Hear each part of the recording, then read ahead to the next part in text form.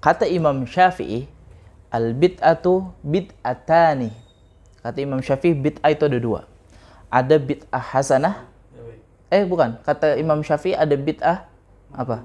Mahmudah sama mazmumah. Ingetin. Ada mahmudah sama mazmumah. Apa itu bid'ah mahmudah? Bid'ah mahmudah, bid'ah yang terpuji. Sementara bid'ah mazmumah adalah bid'ah yang tercela. Ingat, Imam Syafi'i membagi bid'ah menjadi dua. Ada mahmudah, ada mazmumah. Kemudian ada juga ulama yang membagi bid'ah, namanya Syekh Ibnu Hajar Al-Asqalani. Membagi bid'ah kepada tiga kelompok, tiga bagian.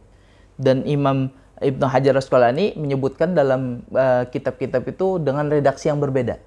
Redaksi pertama atau tulisan pertama, itu Imam Hajar Al-Asqalani bilang ada 3 bid'ah. Yang pertama apa aja? Bid'ah hasanah, bid'ah yang baik-baik. Kemudian bid'ah mustaqabahah, bid'ah yang buruk. Kemudian bid'ah mubah, bid'ah yang dibolehkan.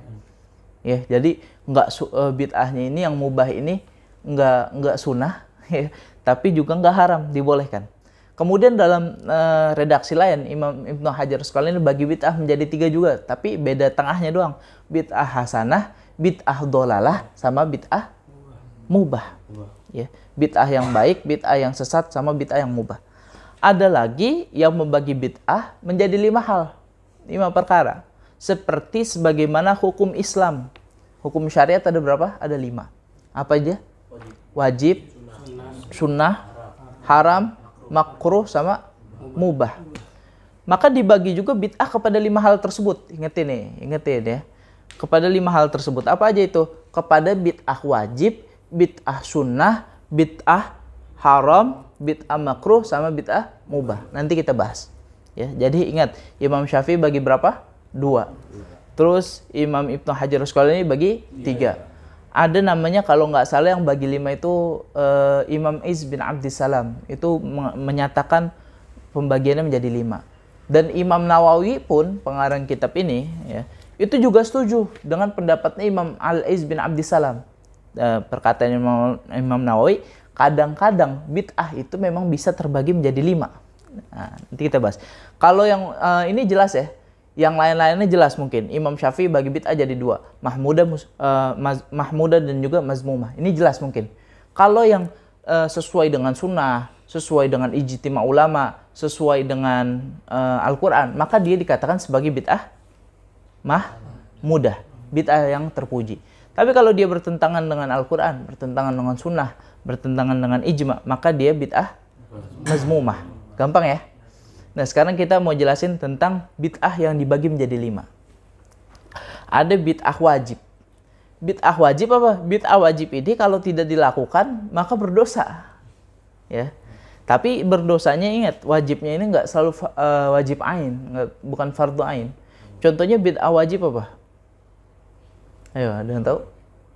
Bid'ah wajib itu contohnya adalah belajar ilmu nahwu shorob. Ilmu nahwu shorob itu zaman Rasulullah nggak ada. Contohnya lagi apa yang wajib? Yang wajib lagi itu nggak ada di zaman Rasul ya, tapi ada. Dan itu wajib. Kalau orang tidak belajar ilmu nahwu, maka Islam ini tidak terjaga.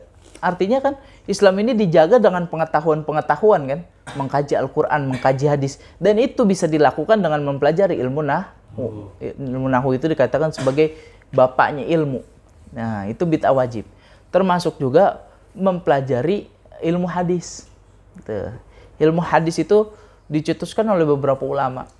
Di zaman Rasul kemungkinan, nih Ana kenapa ngomong kemungkinan? Karena belum dengar dari kata orang lain gitu ya. Baru kepikiran sama Ana. Jadi kalau ada salah, semoga Allah maafin. Tapi zaman dulu itu, zaman Rasulullah itu nggak ada ilmu hadis. Kok nggak ada ilmu hadis? Ya Rasulullah kan ngomong. Terus yang ilmu hadis siapa? Yang ilmu hadis bukan para sahabat juga, tapi tabi'in atau tabi'in. Ngecek tuh, bener gak nih katanya dia nih, kata dia bener apa enggak? Gitu kan, ilmu hadis tuh mempelajari sanad ya kan? Bener apa enggak sanadnya? Itu dipelajarin, dan itu mungkin tidak ada di zaman Rasulullah. Maka itu bid'ah. Tapi bid'ahnya maksudnya bid'ah apa? Bid'ah wajib. Nah, sekarang kita masuk ke bid'ah sunnah. Apa bid'ah sunnah?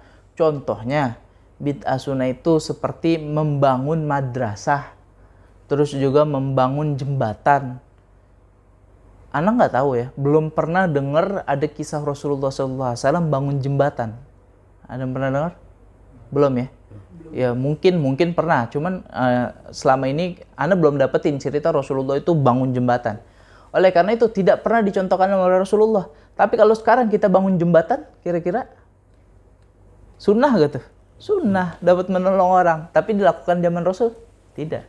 Atau ini dah yang pasti nggak di zaman Rasul. JPO, tahu JPO? Jembatan penyeberangan orang. Jalan raya nih, mobil rame, akhirnya bangun jembatan di atas buat nyebrang orang, tahu? Itu nggak ada di zaman Rasul. Tapi kalau misalnya kita bikin itu meminimalisir daripada kecelakaan, daripada orang nyebrang mendingan lewat atas, gitu kan? Artinya itu sunnah. Tapi sunnahnya itu tidak ada di zaman Rasulullah, ya. Maka itu yang dikatakan sebagai bid'ah sunnah. Begitu juga dengan bid'ah haram. Bid'ah haram, terus bid'ah makruh, bid'ah mubah, ditimbang-timbang aja sendiri. Nah,